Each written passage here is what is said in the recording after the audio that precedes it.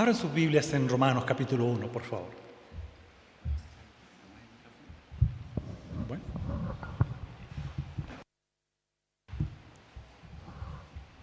Ahí sí. ¿Sí? Está bien. Romanos capítulo 1, por favor. Vamos a leer del versículo 18 al 25. Si bien yo voy a tomar del contexto de Romanos 1 los versículos anteriores y también me voy a remitir al capítulo 2 después. Pero sería una lectura muy larga leer los dos capítulos, así que voy a leer una porción que es la que va a ser lo central o el meollo del mensaje de esta mañana. Romanos capítulo 1, versículos 18 al 25, que dice de la siguiente manera. Ciertamente, la ira de Dios viene revelándose desde el cielo contra toda impiedad e injusticia de los seres humanos que con su maldad obstruyen la verdad. Me explico. Lo que se puede conocer acerca de Dios es evidente para ellos, pues Él mismo se lo ha revelado. Porque desde la creación del mundo, las cualidades invisibles de Dios, es decir, su eterno poder y su naturaleza divina, se perciben claramente a través de lo que Él creó, de modo que nadie tiene excusa. A pesar de haber conocido a Dios, dice el versículo 21, no lo glorificaron como a Dios ni le dieron gracias, sino que se extraviaron en sus inútiles razonamientos y se les oscureció su insensato corazón. Aunque afirmaban ser sabios, se volvieron necios y cambiaron la gloria del Dios inmortal por imágenes que eran réplicas del hombre mortal, de las aves, de los cuadrúpedos y de los reptiles. Por eso Dios los entregó a los malos deseos de sus corazones, que conducen a la impureza sexual, de modo que degradaron sus cuerpos los unos con los otros. Cambiaron la verdad de Dios por la mentira, adorando y sirviendo a los seres creados antes que al Creador, quien es bendito por siempre. Amén. Por tanto, Dios los entregó a pasiones vergonzosas. En efecto, las mujeres cambiaron las relaciones naturales por las que van contra la naturaleza. Asimismo, los hombres dejaron las relaciones naturales con la mujer y se encendieron en pasiones lujuriosas los unos con los otros.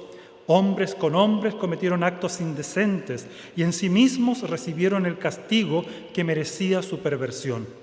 Además, como estimaron que no valía la pena tomar en cuenta el conocimiento de Dios, Él a su vez los entregó a la depravación mental para que hicieran lo que no debían hacer.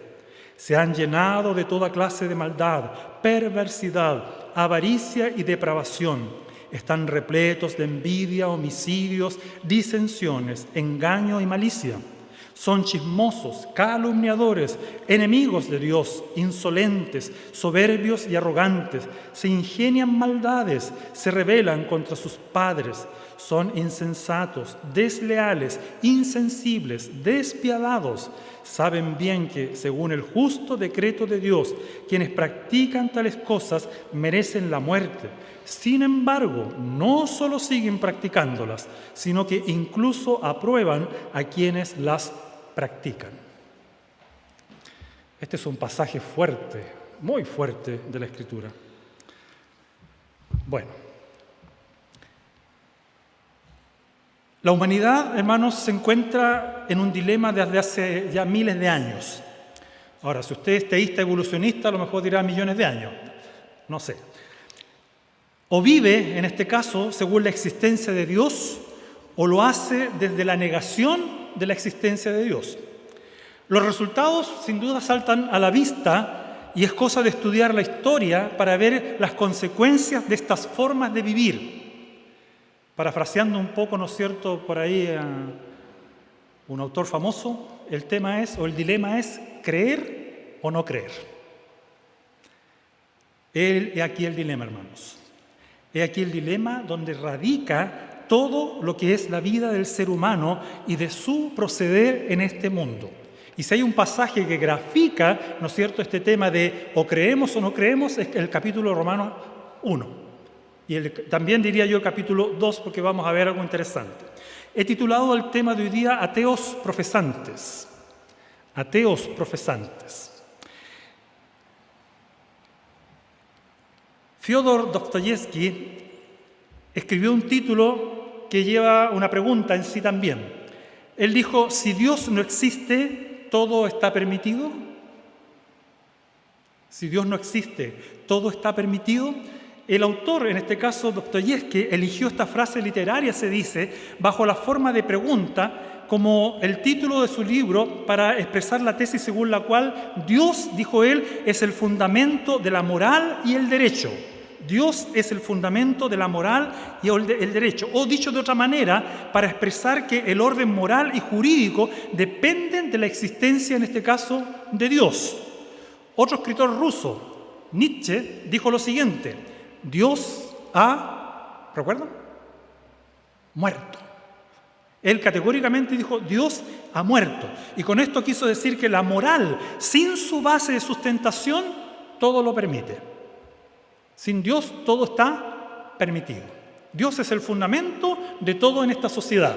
Ahora, yo sé que este tema da para mucho y yo no me voy a explayar en muchos argumentos porque no es el caso, daría para una clase, ¿no es cierto?, una cátedra tal vez de horas y todavía a lo mejor quedaríamos inconclusos o insatisfechos con muchas de las explicaciones. Pero baste decir, ¿no es cierto?, que si hay un fundamento sobre el cual se edifica este universo y esta sociedad en particular, el ser humano, es sobre la existencia o la creencia en la existencia de Dios o no existencia. Los seres humanos somos seres pensantes. Sí, a veces, dicen algunos. Sí, ¿no es cierto? Sí, a veces. Somos desafiados, hermanos, cada día a creer o no creer, porque aquí radica el todo del ser humano. Como dije, no pretendo hacer una apología sobre la existencia de Dios o presentar interminables argumentos que lo prueben. De hecho, la Biblia ni siquiera parte argumentando sobre la existencia de Dios. Lo único que dice en Génesis 1:1, ¿no es cierto?, es una premisa contundente y dogmática. En el principio dice, creó Dios los cielos y la tierra. Así parte la Biblia. O como dice la NBI, Dios en el principio creó los cielos y la tierra. Algo que el Salmo 19, en los versículos 1 al 6, y que los invito a buscar, reafirma de manera categórica, argumentando que la creación en su conjunto, hermanos, y grandiosidad es la obra portentosa de un Dios todopoderoso. Vamos, por favor, al Salmo 19, versículos 1 al 6. Salmo 19, versículos 1 al 6. Salmo 19. Dice así: los cielos, dice la Escritura, ¿qué hacen? Cuentan de la gloria de Dios, dice. El firmamento proclama la obra de sus manos. Un día, dice, comparte al otro la noticia y una noche a la otra se lo hace saber. Sin palabras, sin lenguaje, sin una voz perceptible, dice.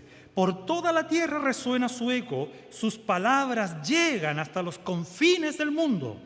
Dios ha plantado en los cielos un pabellón, dice, para el sol, y este, como novio que sale de la cámara nupcial, se apresta cual atleta a recorrer el camino. Sale de un extremo de los cielos y en su recorrido llega al otro extremo, sin que nada se libre de su calor. La creación, sabemos, ¿no es cierto?, el mundo en el cual vivimos es creación de Dios. Como dije, la Biblia es categórica en esto. Una vez yo di información sobre esto, ahora lo voy a entregar más actualizado. Los datos recopilados por el se dice, ya casi extinto telescopio espacial Hubble, porque ahora fue cambiado por otro, ¿no es cierto?, más potente todavía. En el año 2016, estamos hablando de, ¿ya cuántos? 4, 5, 6, 7 años atrás, ¿ya? Información antigua, en realidad, cuando hablamos de astronomía, ¿ya? Dice que se calculaba que existen en el universo unos 2 billones de galaxias. 2 billones, con B, billones, o traducido sería 2.000 millones de galaxias. Y se cree que cada galaxia alberga estimativamente 100 millones de estrellas. Cada galaxia alberga 100 millones de estrellas. Voy a hacer algo comparativo. Se cree que en el planeta Tierra existen 7.000 millones de granos de arena. En la Tierra, 7.000 millones de granos de arena. Pero aquí estamos hablando de 100 millones de estrellas y 2 billones de galaxias. Ahora, multipliquemos, ¿no? Calculadora, no nos sirven las calculadoras chiquititas, no alcanza. Pero yo saqué la cuenta, ¿ya? El número es astronómicamente monstruoso. Se cree, ¿no es cierto?, que tenemos en total una cantidad de estrellas que ascendería a los 200 sextillones de estrellas. Eso significa un 2 seguido de 23 ceros. Cantidad que sin duda, como diría la hermana Natalia, hace explotar un cerebro. No alcanzamos a calcular. Queridos, ante tanta evidencia de poder, ante tanta evidencia de diseño en este universo, no creer en Dios, como dice el Salmo 14, de manera dogmática y categórica, es simplemente una necedad. Dice el necio, en su corazón no hay Dios. Ahora bien, retomando nuestro texto base para el tema de hoy, quisiera, hermanos, exponer un par de aspectos relevantes que nos muestran en este pasaje y que son los efectos de no creer en Dios para los incrédulos en primer lugar, pero también para los creyentes. Sí, cuando digo esto, los efectos en la vida de los creyentes que viven en esta constante, o vivimos, y me voy a incluir, en esta constante dicotomía de decir que creemos en Dios, pero vivimos muchas veces como si Dios no existiese. Por eso he titulado el sermón Ateos Profesantes. Y en primer lugar, cuando hablamos de los efectos de no creer en Dios en el incrédulo, Romanos capítulo 1, versículo 18 al 25 lo muestra de manera categórica y contundente y clara. En Efesios también, capítulo 2, versículo 1, dice la Escritura que las personas sin Dios están muertas en sus delitos y pecados. ¿Recuerdan ese texto? ¿Ya? Es decir, están ajenos, son insensibles al accionar de Dios. No tienen una relación espiritual con el dador de la vida. Son incapaces de comprender lo que es lo espiritual. Como diría 1 Corintios 2:14, el que no tiene el Espíritu no acepta lo que procede de Dios, pues para él es una locura. No puede entenderlo porque hay que discernirlo espiritualmente. Ustedes se han puesto en el lugar de un incrédulo, ¿no? ¿Han hecho el ejercicio alguna vez, los que están aquí? ¿Han hecho el ejercicio, no? De alguna vez pensar, Dios no existe, ¿qué tal si Dios no existiese? ¿Se han puesto a pensar o no? Yo sí, muchas veces, ¿ya? Me he puesto a pensar. ¿Y qué tal si toda mi creencia es vana? Si todo lo que yo predico no tiene sentido, si todo esto es una mera ideología más dentro de tantas. Pudiese ser, ¿verdad? Pero como recuerdo siempre, un hermano alemán que todavía vive, se encontró una vez con un muchacho motoquero que se puso a discutir con él y dijo, yo no creo en tu Dios, y expresaba de manera violenta, ¿no es cierto?, contra Dios y todo lo demás. Después de argumentar y contraargumentar un buen rato, y este era un hermano muy capaz, al final le dijo, ok, joven, le dijo, está bien, dijo. Si tú no quieres creer en Dios, ok, allá tú. Yo sí, prefiero seguir creyendo en Dios. Pero te voy a decir algo, le dije. Yo tengo dos alternativas en mi vida. Si Dios no existe, no pierdo nada. No pierdo nada. Pero si Dios existe, entonces tengo la seguridad de una vida eterna y diferente. Pero tú tienes una sola posibilidad. ¿Qué pasa? La condenación te espera. Hermanos, el incrédulo vive en otra atmósfera, podríamos decir, con otra cosmovisión de vida, en donde Dios no tiene arte ni parte en su accionar, y ante todo, ¿no es cierto?, y donde todo en este caso, como decimos al principio, donde todo está permitido. Así que no debería extrañarnos la forma en que razonan y proceden los que no creen, porque han creado su propia escala de valores, su propio estilo de vida, donde Dios no tiene lugar para ellos. ¿Qué tipo de personas son las que pertenecen a este grupo? Muchos tienden a pensar, o tendemos a pensar, que solo los que han cometido graves pecados o faltas, ¿no es cierto?, son los que pertenecen a este grupo de los incrédulos. Pero la realidad bíblica nos muestra que todo aquel que vive sin considerar a Dios en su vida ya está en una condición de muerte espiritual y destinado a una condenación por el hecho, ¿no es cierto?, de no considerar a Dios en su accionar diariamente. Obviamente, también aquellos que viven en negación constante, que son inmorales, como declara Romanos, ¿no es cierto? También estas personas están, ¿no es cierto?, bajo una condenación tremenda por parte de Dios, bajo un juicio categórico de parte de Dios. De hecho, volvamos a Romanos, por favor, capítulo 1, el versículo 18 nos dice que, en primer lugar, la ira de Dios está sobre ellos. O como dice Efesios, que también Pablo lo escribió, nos dice, ¿no es cierto?, que la ira de Dios está sobre los hijos de desobediencia. Es decir, para ellos no hay posibilidad el día de mañana, en el día del juicio, de poder salvaguardarse de qué cosa, de la condenación que les espera por no querer aceptar la existencia de Dios. En segundo lugar, dice el versículo 20, estas personas viven sin excusa ante Dios, o dicho de otra manera, sin justificación ante un Dios que, como bien lo dijo el hermano Carlos, es un Dios 3 veces santo, ante el cual todos nosotros rendiremos cuenta algún día. Los versículos 21 al 22, voy a ir rápidamente en esto, dice que también viven extraviados en sus razonamientos, que son insensatos, son necios en su forma de vida. Hermanos, cada día a veces uno no deja de sorprenderse, especialmente en el tema de las redes sociales, cuando encuentras a personas que se expresan con respecto a Dios de una manera que realmente a mí me da temor, porque algún día por cada palabra ociosa se tendrá que rendir incluso cuenta ante Dios. Pero algunas personas usan expresiones que son grotescas y fuertes. A un cristiano por ahí le respondió un no creyente: yo me paso a tu Dios, sin palabras. Insultos para allá y para acá. Hermanos, y aparte de eso, nosotros vemos las consecuencias del extravío en el cual vive la gente hoy en día. No son capaces de entender, por ejemplo, todo lo que tiene que ver lo que es natural en el ámbito del ser humano. Cuando la Biblia habla de que van contra natura, no está diciendo, ¿no es cierto?, que simplemente van contra una preferencia. No dice la Biblia una preferencia sexual. Dice contra lo que es naturalmente lógico en lo sexual. Pero sin embargo uno se pone a conversar con personas así y no razonan. Al final ellos quieren vivir su estilo de vida porque eso es lo que su malvado corazón les dictamina a hacer.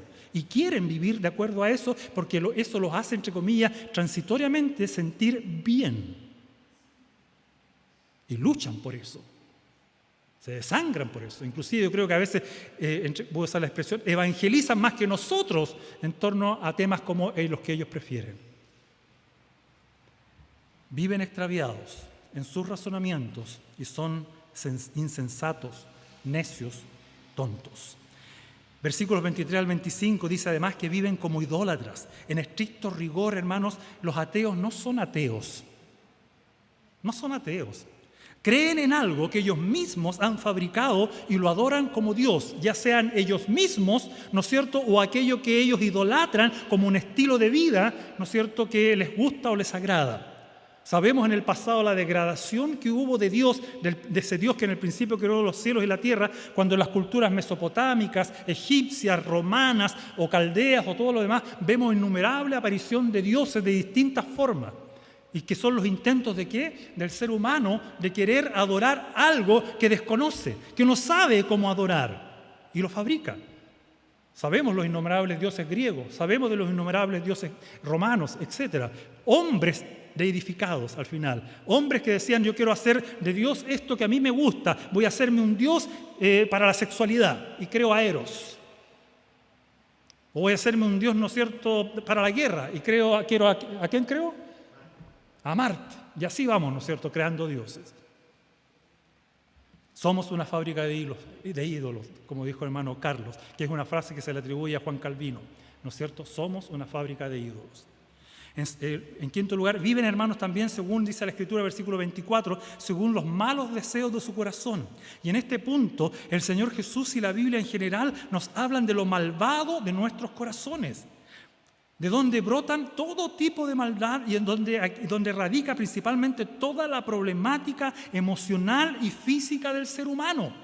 ¿Por qué el ser humano hoy día vive con tanto, ¿no es cierto?, desvarío emocional? ¿Por qué vive con tanta inestabilidad en su corazón? ¿Por qué vive, ¿no es cierto?, en un afán y una búsqueda, ¿no es cierto?, sin parar de algo que les satisfaga, les dé gozo y alegría y que jamás lo encuentran?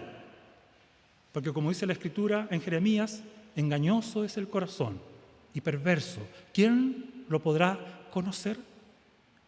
Jamás terminamos ni acabamos, ¿no es cierto?, de conocernos a nosotros mismos. Ante esta terrible realidad, Apocalipsis, el libro escrito por Juan, es categórico al expresar al final de los capítulos, ¿no es cierto?, de este libro, que los que practican tales cosas o viven según sus patrones de valores no heredarán el reino de Dios. No lo heredarán. Por mucho que pataleen, por mucho que reclamen, por mucho que argumenten, al fin, ¿no es cierto?, se enfrentarán al Dios todopoderoso, sabio y santo, a quienes tendrán que rendir cuenta y de quien no escaparán en cuanto a la ira que Dios desplegará sobre ellos. Por favor, hermanos míos y amigos, tú que me escuchas, no te engañes. El Dios omnisciente, el Dios que todo lo ve, aún lo oculto de la intención de tu corazón y del mío, que juzga justamente todo el accionar humano y quien, por ser santo integralmente, escuchen bien esto, por ser un Dios íntegro, no tolerará que el pecado sea parte de su reino y por lo tanto la condenación está a las puertas si aquellos que viven de esta manera no se arrepienten de sus pecados. Y yo les pregunto, ¿en qué condición te encuentras tú hoy en día? ¿Cuál es tu condición? El Señor nos llama cada día y por medio de su evangelio al arrepentimiento, al reconocimiento que la muerte de Jesús en la cruz es el único medio de salvación para el ser humano. O como dice el libro de Romanos también, capítulo 1, versículos 16 al 17, a la verdad, dice Pablo, no me avergüenzo de este evangelio que yo predico, dice, pues es poder de Dios para salvación de todos los que creen. De los judíos primeramente, pero también de los gentiles o los no judíos. De hecho, dice, en el Evangelio se revela la justicia que proviene de Dios, la cual es por la fe de principio a fin, tal como está escrito, dice la Escritura. El justo por la fe vivirá. Cita tomada del libro de Habacuc. Romanos 2.16 también confirma que este evangelio, esta buena nueva de salvación es por medio de Jesucristo. Y Romanos 2.16 dice, así sucederá el día en que por medio de Jesucristo Dios juzgará los secretos de toda persona como lo declara mi evangelio. Hermanos, la Biblia es categórica y contundente. No va con medias tintas con respecto a mencionar que el mensaje que contiene la Escritura, el mensaje poderoso del Evangelio, es la verdad que Dios ha revelado para este ser humano caído, para este mundo caído, para el ser humano que necesita redención, para el ser humano que necesita salir de su inestabilidad de vida y encontrar en Dios la fuente y la base de su sustento. No hay otro. Patalea si quieres, argumente y contraargumenta si quieres, si tú no crees en Dios. Pero llegará el día en que tal vez en esta tierra, y ojalá así sea, tú reconozcas que esta es la verdad revelada por Dios. Porque algún día lo tendrás que hacer ante el trono de Dios. Estos son, hermanos, las terribles consecuencias de no creer en Dios y de vivir rebelándose constantemente contra Dios. Pero en segundo lugar, ¿cuáles son los efectos de no creer en Dios para nosotros los creyentes? Porque uno podría pensar, ¿no es cierto? Bueno, es natural. Uno dice, bueno, pastor, eso lo entendemos, lo aceptamos, no hay nada que hacer ahí, ¿qué vamos a hacer nosotros? Seguir predicando el Evangelio, por supuesto. Sigue predicando el Evangelio porque es lo único que puede abrir los ojos de las personas que no creen. Pero ¿qué pasa con los creyentes? Y fíjense cómo parte Romanos capítulo 2, por favor. Vuelvan otra vez al libro de Romanos y el capítulo 2, versículo 1. Por tanto, dice ahora Pablo, cambia su temática, o sus oyentes. Por tanto, no tienes excusa tú, quien quiera que seas, dice, cuando juzgas a los demás, pues al juzgar a otros te condenas a ti mismo, ya que practicas las mismas cosas. Pablo acaba de hablar de los creyentes, ¿no es cierto?, de los incrédulos impedernidos, ¿no es cierto?, de esos que se rebelan así a secas. Pero ahora se dirige a judíos que supuestamente creen, que se jactan, ¿no es cierto?, de tener una creencia sólida, ortodoxa y contundente. Hermanos, y en este caso, para nosotros como creyentes, la condición de los incrédulos, su comportamiento y destino final, como dije, que no debería sorprendernos, ya que la evidencia bíblica es contundente en este aspecto, lamentablemente muchas veces no reparamos en el hecho de que la advertencia que nos da la Escritura con respecto a esta terrible dicotomía en la cual vivimos muchas veces los cristianos o los que nos decimos cristianos, es también algo para tener de mucho cuidado, ¿no es cierto?, y vigilancia en nuestras vidas. De hecho, la Biblia advierte en 2 Corintios 13:5, examínense, dice la Biblia, para ver si están en la fe. Pruébense a sí mismos, dice.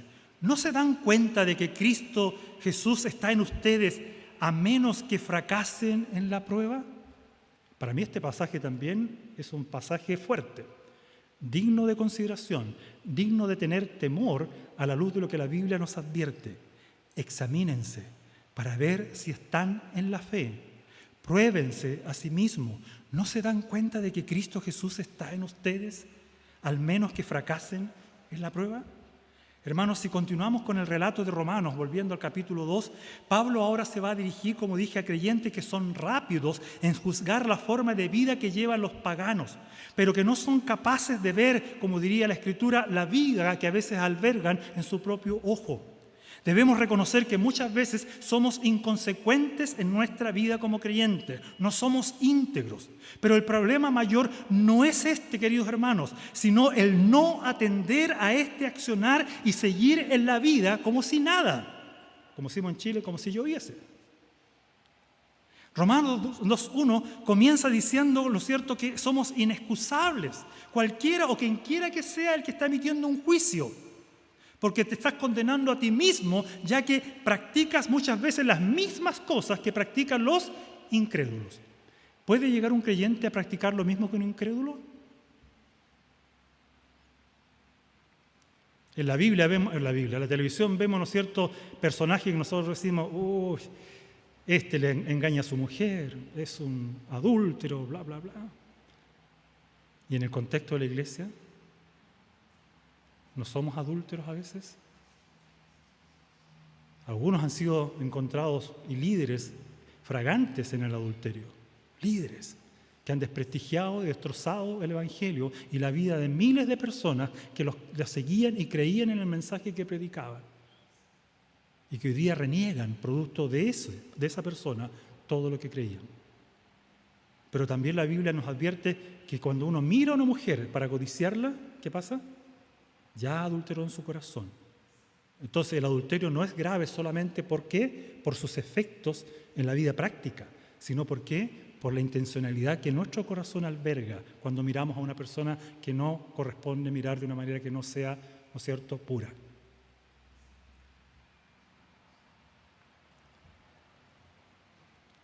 El versículo 3 continúa con una pregunta relevante y que debiera causarnos temor y temblor. Dice el versículo 2:3, ¿piensas entonces que vas a escapar del juicio de Dios, tú que juzgas a otros y sin embargo haces lo mismo que ellos? ¿Recuerdan a David? El hombre conforme al corazón de Dios. Siempre se destaca eso.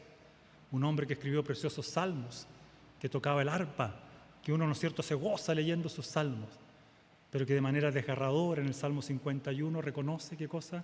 Contra ti he pecado. He hecho lo malo ante ti. Hermanos, hay aquí una advertencia a considerar seriamente, porque como dice el versículo 4 del capítulo 2, Dios quiere que aún hoy, y porque estás aún vivo y escuchando este mensaje, te arrepientas y reconozcas la gran bondad de Dios para tu vida. Dice, ¿no ves que desprecias las riquezas de la bondad de Dios, de su tolerancia y de su paciencia, al no reconocer que su bondad quiere llevarte al arrepentimiento? Algunos a lo mejor sabemos de personas que nosotros decimos, ¿por qué Dios no lo ha borrado del mapa sabiendo el pecado que ha cometido? Porque Dios tiene tolerancia, es decir, reconoce que eso es malo, pero lo tolera.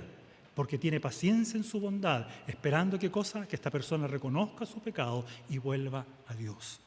Hermanos creyentes, no minimicemos el pecado en nuestras vidas.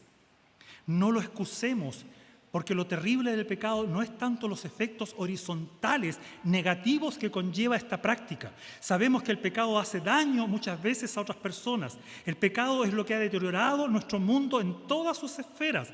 Pero la única forma de entender la gravedad, lo abominable que es el pecador, ¿no es cierto?, es cuando llegamos a comprender que cada pecado que cometemos es un pecado contra un Dios santo. Por eso David, de manera tan fuerte, como dije ya, confiesa de una manera desgarradora su pecado de adulterio, diciendo: contra ti he pecado, Señor, solo contra ti he hecho lo malo ante tus ojos.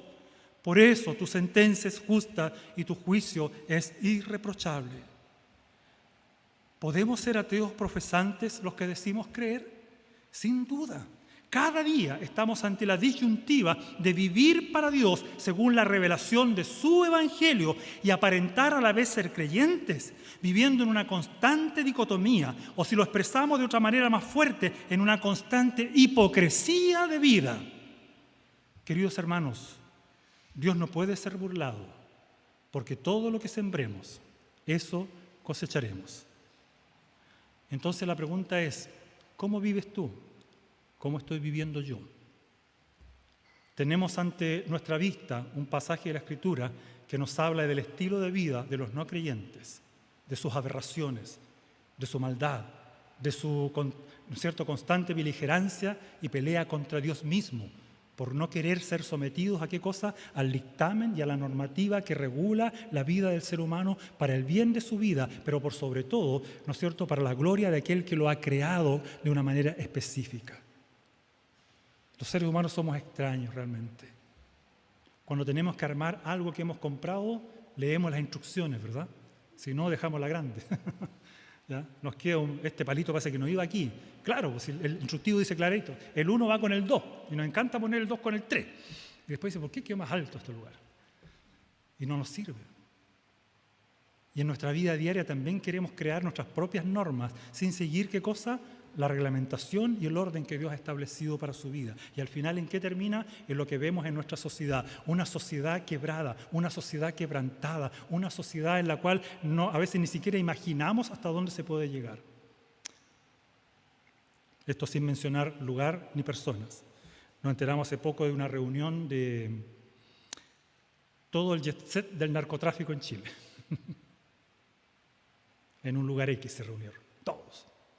A hacer y adivinen a qué, a bautizar a un niño con un pastor evangélico. No era yo, por si acaso. No me pagaba lo suficiente.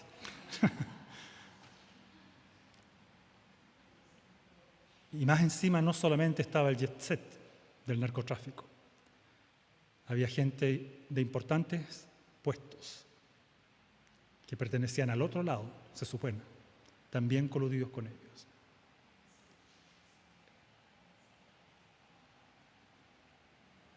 ¿Por qué no se acaba el narcotráfico en Chile? ¿Por qué no se acaba la maldad ni la prostitución en Chile? ¿Por qué no se acaba ninguna de estas cosas en el mundo? ¿Por qué seguimos viendo que esto crece, ¿no es cierto?, cada día más? Hermanos, yo creo que todavía ni siquiera dimensionamos lo malvado que es nuestro corazón. Pero ¿sabe lo que es más terrible? Estas personas se autoconvencían que estaban actuando de manera correcta y que inclusive eran temerosos ¿de quién? De Dios, porque tenían que bautizar a uno de los suyos, ¿no es cierto?, bajo el nombre de Dios. No sé si te das cuenta cómo el corazón es tan engañoso. Esto es una muestra pequeñita, a lo mejor tú podrías mencionar muchos otros ejemplos. Hermanos, vivimos realmente en un mundo podrido, en un mundo donde la maldad es grande, en donde la necesidad del Evangelio es tremenda. Pero como dije, cuando esto se traslada al interior de la iglesia y cuando la iglesia da un terrible testimonio de su conducta, con mi esposa estamos viendo una serial sobre los vikingos. Pucha, aquí quedan mal parados los cristianos de la época. Porque convertían a punta de espada, ¿no es cierto?, y flechazo a los que no creían. Pobre de ellos si no creían. Yo dije, qué pésimo testimonio. Y fue una realidad terrible. Las cruzadas fueron una realidad terrible. la mala comprensión del Evangelio. Por eso, hermanos, la advertencia que hace Pablo aquí es contundente. Es una advertencia seria que debemos tomar en cuenta. No nos sorprenda la forma en que vive el incrédulo, pero, hermanos míos, por alguna vez en la vida, sorpréndete de la bondad extendida de Dios para tu vida, que no te ha consumido y que a lo mejor estando en pecado no te has arrepentido todavía. Quiero concluir con lo siguiente. Comencé este sermón diciendo que somos seres pensantes. Sí, a veces dije. Llamados a reflexionar en cuanto a nuestro proceder. Como dice el autor Paul David Tripp, tus pensamientos preceden y determinan tu actividad de vida. Actuamos según la forma de pensar e interpretar la vida. Y en la Biblia encontramos un mensaje poderoso que nos lleva a reflexionar en nuestro andar diario. En ella encontramos el único lugar donde la vida puede ser hallada en plenitud. No es una ideología el mensaje del Evangelio, sino una herramienta viva dada por Dios para salvación, transformación, identidad y dirección de la vida del ser humano. El mensaje de la Biblia es en esencia una gran historia redentora. Es la historia portentosa del plan y el propósito divino de redención, de rescate que Dios en Cristo Jesús proporciona para esta humanidad caída. Una frase del pastor del siglo antes pasado, J.C. Riley, dice: cuidado con fabricar un Dios propio, un Dios que es todo misericordia, pero no justo. Un Dios que es todo amor, pero no santo. Un Dios que es cielo para todos, pero infierno para nadie. ¿Qué tipo de Dios es el que tú has forjado en tu mente? ¿El Dios que se revela en la Biblia o en Dios según tu imaginación y tus gustos y preferencias personales? Creer o no creer, dije al principio. Sin duda esta frase nos llama a evaluar nuestra vida, a arrepentirnos de nuestros pecados, ya seas tú creyente o un incrédulo empedernido aún. Dios te llama a que te arrepientas y confieses que necesitas a Jesucristo como tu Salvador. Y como dice Romanos capítulo 2, versículo 13, porque Dios no considera justo a los que oyen la ley, sino a los que la cumplen. Porque Dios no considera justos. La Biblia dice: el justo por la fe vivirá. Pero hermano, no es un justo a secas. No es un justo, ¿no es cierto?, así nomás. Aquí estoy, Señor, acéptame tal como soy, tú sabes cómo soy, aquí estoy. Si me aceptáis bien, si no, no. No, Dios te acepta, pero Dios también te quiere cambiar, te quiere transformar, te quiere hacer santo. Porque Dios es santo. Nosotros no podemos tener una medida inferior a la que se revela en las Escrituras. Y para eso necesitamos depender de este Dios de gracia, ¿no es cierto?, de este Dios todopoderoso, creador de los millones y millones de estrellas. ¿Será algo imposible para Él hacerlo? No. Nada imposible para Dios. Si Él nos rescató a través de Cristo en la cruz del Calvario, Él puede también transformar tu vida de una manera contundente, ¿no es cierto?, categórica, y hacerte íntegro para la gloria de su nombre. Dios nos ayude a seguir proclamando este Evangelio, pero hermanos míos, también vívelo, vive este Evangelio. Oremos. Señor, agradezco, Padre Celestial, una vez más la posibilidad de exponer tu palabra. Señor, queremos que tú seas reconocido como puro, santo, como justo, Señor, en este momento. Que nuestras vidas puedan una vez más, Señor, reflexionar y reconocer que tú, el Dios Todopoderoso, Creador del cielo y la tierra, se revela a nosotros, seres humanos, y nos trae un mensaje de salvación, un mensaje de rescate, un mensaje que es el todo para nuestra vida, el todo para el ser humano. Señor, ayúdanos a seguir confiando en este mensaje y a seguir proclamándolo, porque sabemos, Señor, que aquellos que no creen en ti solamente serán transformados por el poderoso y sobrenatural mensaje del Evangelio. Sabemos que los que no creen serán condenados, y eso es terrible, Señor, pero también sabemos que en los cuales tú obras para salvación, Señor, se viene para ellos el disfrute de la eternidad y lo más preciado que el ser humano puede alcanzar en esta vida. Gracias, Señor. Gracias por mostrarnos una vez más, hacernos vislumbrar, aunque sea en pequeña forma, lo grandioso que eres tú y lo grandioso de tu palabra para nuestras vidas. Te honramos y te alabamos en el nombre de Jesús. Amén.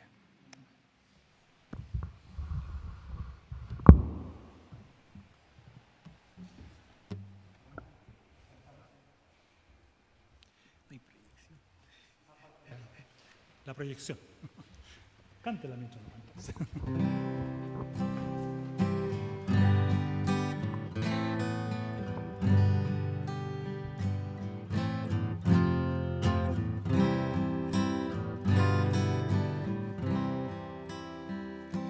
Castillo fuerte es nuestro Dios, defensa y buen escudo.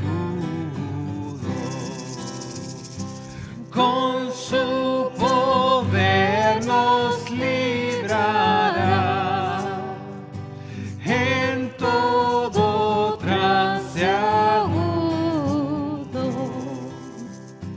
Con furia y con afán, acosanos Satán,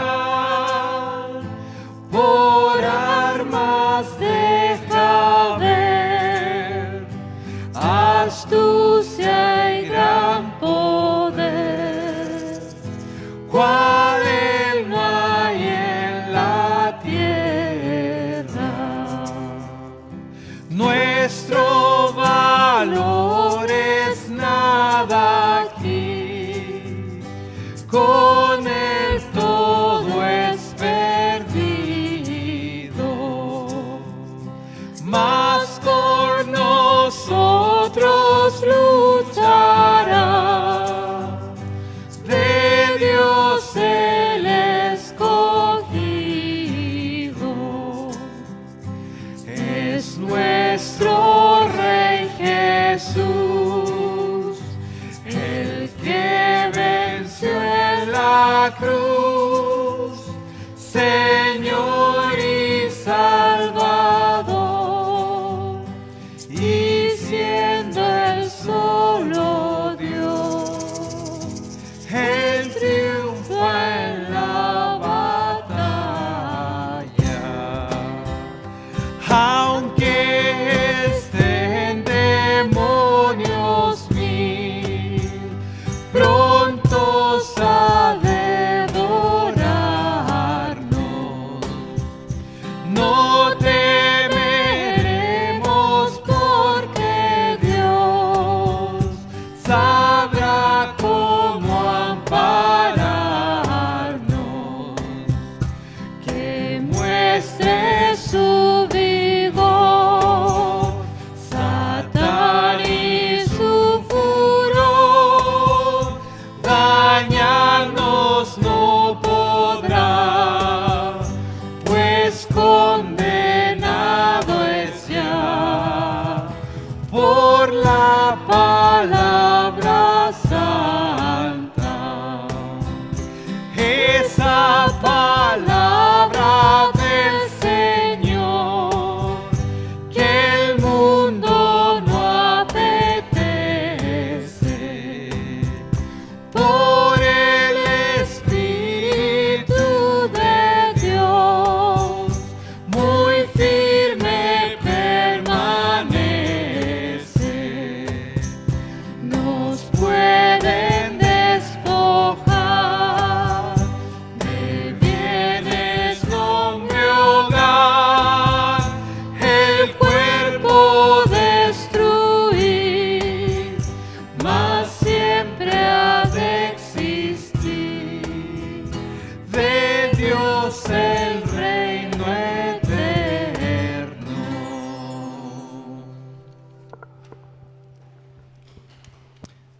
A veces hay himnos que no dimensionamos en su justa medida.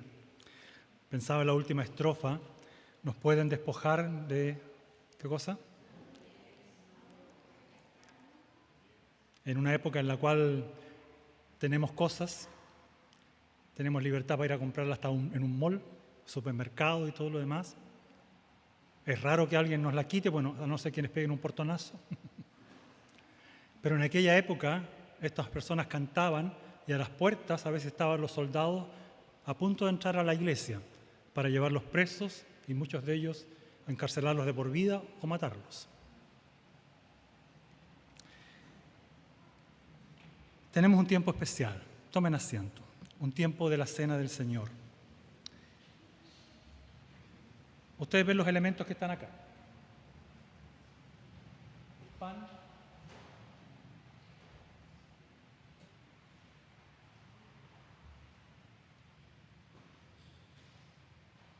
El pan, y la copa. No sirve. El pan y la copa. Y cuando uno piensa en esto, hemos hecho tantas veces esta ceremonia de la Cena del Señor y también hemos sido instruidos y preparados constantemente a reconocer que estamos ante una ceremonia, ¿no es cierto?, de las dos que debemos practicar permanentemente, que son el bautismo y la Santa Cena, que no nos extraña que debe hacerse de manera ceremoniosa, ¿verdad? ¿Sí? Todos sabemos que debemos estar, inclusive se nos dice, prepara tu corazón, prepara tu mente, está a cuentas con Dios, reconcíliate con tu hermano si hay algo que tengas contra alguien, toma la cena del Señor con dignidad, ¿no es cierto?, con santidad de vida. Esto no nos extraña, pero sin embargo cuando vemos la consolidación de la primera o de las primeras cenas del Señor, especialmente en el libro de Corintios, sabemos que las primeras cenas del Señor distaban mucho de ser a veces santas o de ser ceremoniosas. Muchas de ellas terminaban en comelonas, ¿no es cierto?, y borracheras que uno no se podía imaginar. En el seno de la iglesia, terminado el culto, los hermanos se plantaban a comer a destajo. Y el vino corría, como diría por ahí un cantante. Y terminaban ebrios, y terminaban menospreciándose, y terminaban peleándose.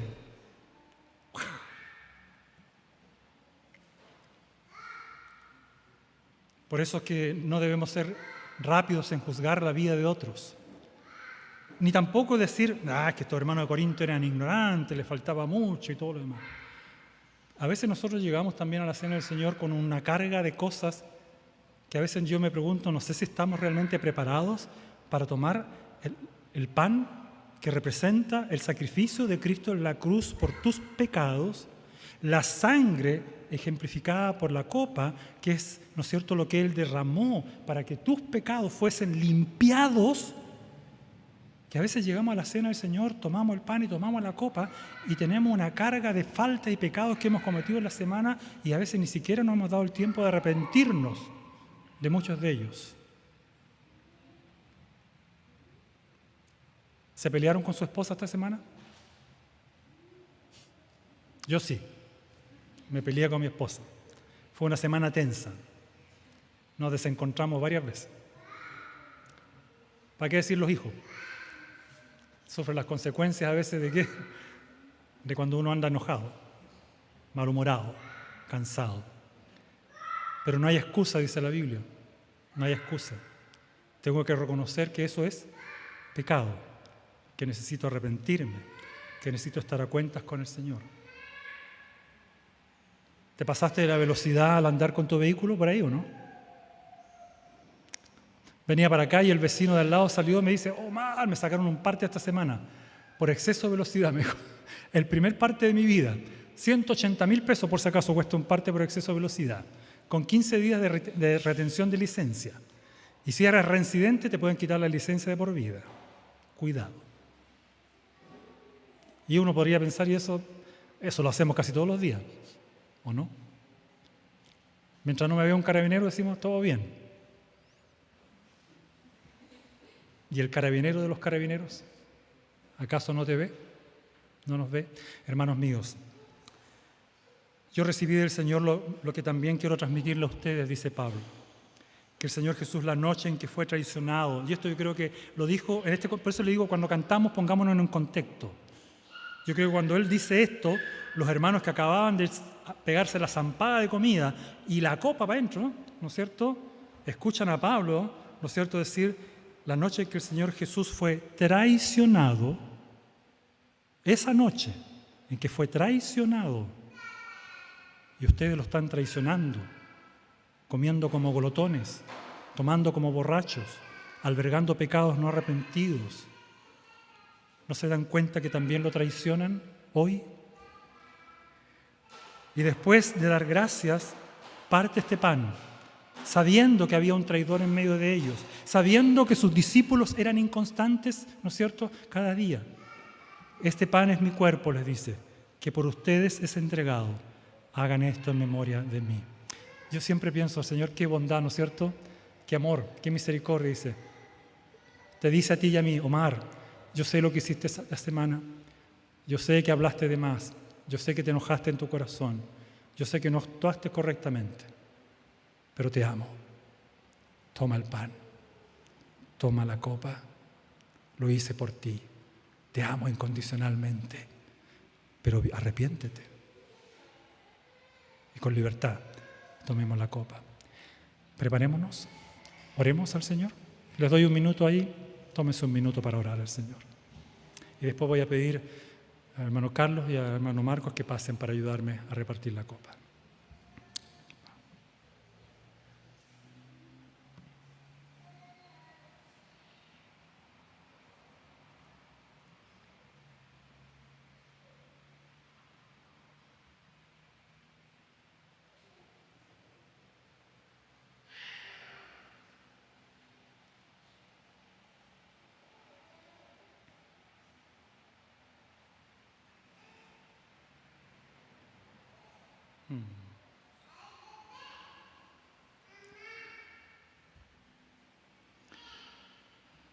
Señor, hacemos propias las palabras de David cuando él expresa que contra ti hemos pecado y hemos hecho lo malo ante tus ojos, para que tú, solamente tú, seas considerado justo. Y qué hermoso es saber que no solamente eres justo, sino que tu palabra agrega en otra porción de las Escrituras, y también eres quien justifica al que cree en Jesús. Señor, gracias. Gracias porque nos perdonas. Gracias porque tienes misericordia, Señor, de nuestras faltas. Gracias, Señor, porque en tu infinita bondad cada día nos llamas al arrepentimiento y a reconocer que el sacrificio de Jesús no solamente fue para la salvación de nuestros pecados pasados, sino también para la salvación de nuestros pecados presentes y futuros. Gracias, Señor, por la intercesión constante de nuestro Salvador ante la presencia tuya, ante el trono de tu gracia. Y hoy día aquí estamos, mi Dios, para tomar este pan y tomar esta copa y darte gracias, Señor, por tu amor desplegado en esa cruz en favor de cada uno de nosotros. Te amamos, Señor. Gracias. En el nombre de Jesús. Amén.